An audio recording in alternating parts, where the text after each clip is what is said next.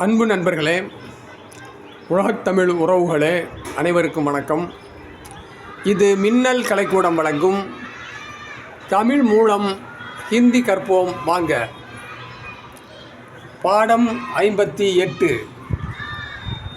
முற்றிலும் இலவசமான இந்த நிகழ்ச்சியை நீங்களும் பின்தொடர உடனே சப்ஸ்கிரைப் செய்து இணைந்திருங்கள். வாங்க பாடத்துக்கு போவோம். உனக்கு என்ன வேண்டும் இதான் கேள்வி. அதை ஹிந்தியில் எப்படி கேட்பீங்க? தும்கோ கியா சாஹியே, உனக்கு என்ன வேண்டும், தும்கோ கியா சாஹியே. அதுக்கு பதில் சொல்கிறான் பாருங்க. எனக்கு குளிர்ந்த நீர் வேண்டும், முஜே டண்டா பானி சாஹியே. டண்டான குளிர்ந்த நீர். அடுத்து மரியாதை கேட்குறார் கேள்வி. இங்கே பாருங்க. ஐயா, தங்களுக்கு என்ன வேண்டும்? சாஹப், ஆப்கோ கியா சாஹியே. ஆப்கோ மரியாதையா, ரைட்டா? அவர் பதில் சொல்கிறார் பாருங்க. எனக்கு சூடான பால் வேண்டும், முஜே கரம் தூத் சாஹியே அப்படின்றாரு. சரி, அடுத்து சில இதெல்லாம் பார்ப்போம். சில அறிவுரைகள், பொன்மொழிகள்லாம் பார்ப்போம் வாங்க. குளிர்ந்த நீரில் குளித்திடு, டண்டே பானி சே நஹாவோ. நீங்கள் ஏன் அப்படி பார்க்குறீங்கன்னு எனக்கு தெரியுது. மேலே டண்டா பானின்னு சொன்னோம், இங்கேயே டண்டே பானி சொல்கிறேன்னு தானே பார்க்குறீங்க. கவனிங்க.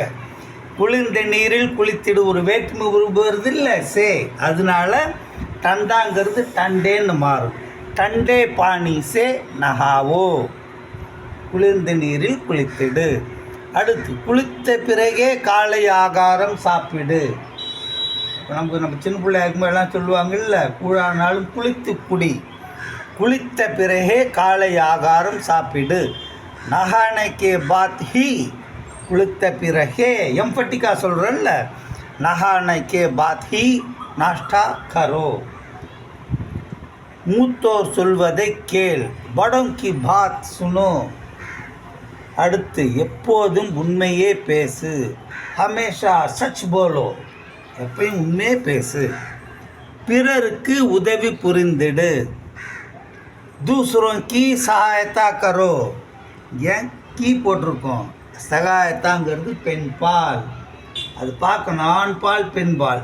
சகாயத்தாங்கிறது பெண் பால். दूसरों की सहायता करो. அடுத்து, தீமையில் இருந்து விலகி இரு. அட்வைஸ் பண்ணுறோம். எப்படி? புராய் சே தூர் ரஹோ, தீமையிலிருந்து விலகி இரு. இப்படி சின்ன சின்ன வாக்கியமாக பார்த்தா போதுங்க. இந்த வாக்கியம் தான் அப்படியே மிக எளிதாக மனசில் பதியும். இதில் நம்ம மாஸ்டர் பண்ணிட்டோன்னு வச்சுக்கோங்களேன், ஹிந்தி ரொம்ப ஈஸியாக கற்றுக்கிறது. சரிங்களா? நம்ம அடுத்து பாடம் 59 சந்திப்போம்.